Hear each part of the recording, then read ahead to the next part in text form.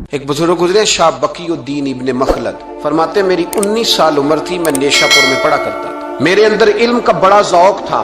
ایک استاذ کے پاس جب میں پڑھنے گیا تو میرے استاد مجھے فرمانے لگے کہ بیٹے تیرا ظرف بڑا ہے اور میرا علم چھوٹا ہے، تو کسی بڑے عالم کے پاس جا۔ میں نے استاد سے کہا کہاں جاؤں؟ تو کہنے لگے اگر ہو سکے نا تو بغداد شریف چلا جا، امام احمد بن حنبل کی بارگاہ میں حاضری دی۔ وہ حدیث کے حافظ ہیں، آج بھی آپ ان کی مسند امام احمد دیکھیں، جو حدیث کا طالب علم ہوتا ہے اسے مزہ آ جاتا ہے پڑھنے پر۔ کیا بات ہے امام احمد بن حنبل کی، انہوں نے اللہ نے اعزاز دیا کہ آج بھی مکے اور مدینے میں امام احمد بن حنبل کے مذہب پر فتویٰ دیا جاتا ہے، وہاں کے لوگ حنبلی کہلاتے، اتنی اللہ نے انہیں شان عطا فرمائی۔ کہتے ہیں میں نیشاپور سے نکلا جب تو بحری رستے کے لیے میں آنے لگا یہاں، جب جہاز میں بیٹھا نا تو رستے میں طوفان آ گیا، طوفان اس تیزی کے ساتھ آیا اور اتنے دن جاری رہا کہ ہمارے جہاز کی سمت ہی بدل گئی، ڈائریکشن ہی بدل گئی، گویا جانا ادھر تھا تو جہاز کا منہ ادھر ہو گیا۔ فرماتے ہیں جا کے کسی کنارے ہم اترے، یہ دیکھیں جو لوگ طالب علم جاتے تھے، فرماتے ہیں وہاں جا کے اترے، وہاں پتہ چلا کہ جس جزیرے پہ ہم اترے ہیں یہاں سے اگر پیدل جائیں گے تو 1.25 مہینے میں بغداد پہنچیں گے، اور فرماتے ہیں کہ پیسے بھی کوئی نہیں، ختم ہو گئے۔ اب میں وہاں سے اترا، پتے کھاتا، 1.25 مہینہ لگا اور میں بغداد شریف پہنچا، اور جب پوری جدوجہد کر کے وہاں پہنچ گیا نا تو پتہ چلا کہ امام احمد بن حنبل کا تو مدرسہ ہی بند ہو گیا، ان کے تو جمعہ پڑھانے پہ پابندی لگ گئی ہے، وقت کا بادشاہ ناراض ہو گیا، اس کا مطلب ہے وہ بھی سیاسی باتیں کرتے ہوں گے، ناراض ہو گیا، اس نے پکڑ کے آپ کو جیل میں ڈال دیا۔ تو امام صاحب تو پڑھاتے ہی نہیں۔ فرماتے میں اب تلاش کرنے لگا کہ مجھے پتہ چلے امام صاحب کہاں قید ہیں، بتایا گیا کہ ان کو ان کے گھر کو جیل، سب جیل قرار دے کے نظر بند کر دیا، اور گھر کے چاروں کونے میں پولیس کھڑی ہے۔ امام احمد بن حنبل رحمۃ اللہ تعالی علیہ کے وہ شاگرد شاہ بقیُالدین صاحب فرماتے ہیں کہ میں جب وہاں پہنچ گیا، وہاں پہنچ کر کے میں نے لوگوں سے کہا کہ تم نا قریب نہ جانا، بس مجھے بتا دینا کہ امام صاحب کا گھر کہاں ہے۔ تو کہتے ہیں ایک شخص نے مجھے کہا کہ میں انگلی کا اشارہ نہیں کروں گا، آنکھ کا اشارہ کروں گا، کیونکہ حالات بڑے خراب ہیں۔ کہتے ہیں اس نے آنکھ کے اشارے سے بتایا کہ وہ سامنا گیٹ امام صاحب کا ہے۔ کہتے ہیں میں واپس آ گیا، اب ساری رات سوچتا رہا کہ امام صاحب کے گھر تعلیم حاصل کرنے کیسے جانا ہے۔ فرماتے ہیں پھر مجھے ایک تجویز سمجھ میں آئی۔ صبح جب میں نے اٹھا تو میں نے سر سے پگڑی اتاری، اپنے بالوں میں ہاتھ ڈال کے بال بکھیر دیے، چاروں جانب بکھر گئے، زلفیں رکھی ہوئی تھی۔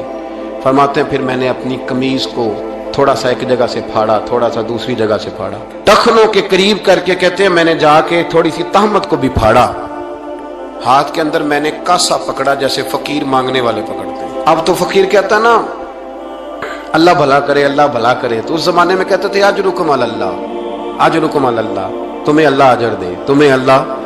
کہتے ہیں یہ وظیفہ میں نے اچھی طرح پکایا، نظریں میں نے جھکا لی، پھٹے پرانے کپڑے پہن کے نا تو بغداد کی گلیوں میں، بغداد کی گلیوں میں تیری تلاش میں پھرا میں جنگل، پہاڑ اور دشت میں۔ کہتے ہیں بغداد کی گلیوں میں کبھی ادھر کبھی ادھر، میں نہ وہ لیے نہ کاسا، میں گھوم رہا ہوں، پھر رہا ہوں، تینوں لب دیاں آپ گواچے۔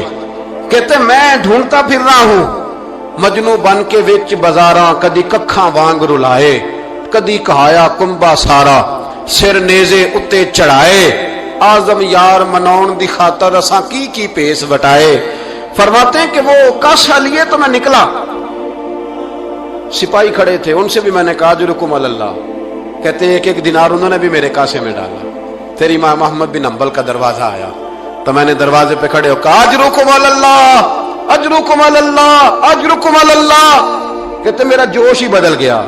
امام صاحب نے جھٹ سے دروازہ کھولا، خوبصورت امامہ اور خوبصورت چہرہ، کہتے ہیں ان کا چہرہ دیکھا تو میرے آنسو ہی بہہ گئے، اور امام صاحب نے جب ایک دینار میرے پیالے میں ڈالا تو میں رو پڑا۔ میں نے کہا بغداد کے بادشاہ، او میرے محبوب کے علم کے وارث، میں بھیک مانگنے نہیں آیا، میں تو رسول اللہ کی حدیث سننے آیا ہوں، مجھے نہ آپ نے خیرات نہیں دینی، بس مجھے ایک حدیث میرے نبی پاک روز پڑھا دیا کریں، ایک حدیث، ایک حدیث۔ یہاں تو ہر جمعہ پڑھائی جاتی ہے نا، وقت نہیں ہوتا، لوگ دیر سے آتے ہیں۔ کہا ایک حدیث آپ نے پڑھانی ہے۔ شاہ بقیُالدین صاحب کہتے ہیں امام صاحب نے میرا چہرہ دیکھا تو خوشی سے کھل اٹھے، فرمانے لگے تو کیسے آئے گا؟ کہا حضور بھکاری بن کے۔ میں خیرات مانگنے آؤں گا، یہ بھی تو خیرات ہی ہے نا، مصطفیٰ کریم کے نام کی خیرات مانگنا۔ حضور آپ نے ایک حدیث پڑھانی ہے، سنیں۔ شاہ بقی الدین کہتے ہیں میں پورا سال بھکاری بن کے جاتا رہا، یہ جذبہ، یہ شوق، پورا سال بھیک مانگنے کی غرض۔ یہاں تو ہمیں اپنے علماء میں کمزوریاں نظر آنے لگ جاتا ہے، سب ٹھیک ہے جی، وہ ایک بات نہیں ٹھیک، لہذا چھٹی، میں اب خود بہت بڑا محدث ہوں، مجھے کیا ضرورت۔ یہ کمزوری ہے، اس لیے اخلاقی رویے لوگوں کے مضبوط نہیں رہتے، اس لیے دنیا داری کی ساری باتیں آتی ہیں پر دین نہیں آتا، کیونکہ ہمارا وہ شوق نہیں، وہ انداز نہیں۔ ہم کون بھکاری بننے کو تیار ہے؟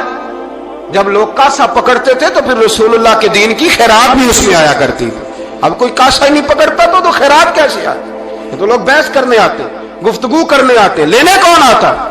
حضرت شاہ بقی الدین کہتے ہیں میں پورا سال جاتا رہا۔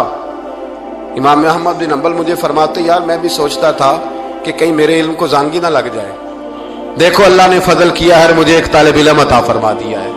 فرماتے ہیں پورا سال میں جب ان کے دروازے پہ جاتا تو ایک دھیلا بھی ڈال دیتے اور مصطفیٰ کی ایک حدیث بھی سنا دیتے، اور فرماتے ہیں دنیا ساری پڑھتی ہے پر ہمارے پڑھنے کا استاد انداز یہ تھا کہ استاد پہلے امامہ باندھتے، جبہ پہنتے، اور اس قید میں نظر بندی کے عالم میں جب وہ نبی پاک کی حدیثیں سناتے تو ان کی آنکھیں آنسوؤں سے بھر جاتی، وہ روتے ہوئے تڑپتے ہوئے حدیث سناتے، اور میں بھی اسی درد سے وہ بات وصول کرتا۔ فرماتے ہیں سال گزر گیا، حکمران مر گیا، فوت ہو گیا، نیا بادشاہ آیا، اس نے خود امام احمد بن حنبل کو بڑا مدرسہ بنا کے دیا، اس نے بڑی جامع مسجد میں امام صاحب کے خطبہ جمعہ کا بندوبست کیا۔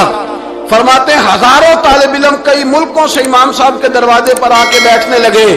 فرماتے جب میں بھی پہنچا نا تو امام فرمانے لگے تو ذرا آگے آ جا۔ کہتے میں آگے آیا تو فرمانے لگے بھی علم تمہیں بھی دیتا ہوں، تمہیں بھی پڑھاؤں گا، مرتے دم تک پڑھاؤں گا، پر جو میرے اندر فیض کی خیرات تھی نا وہ ساری اس نے حاصل کر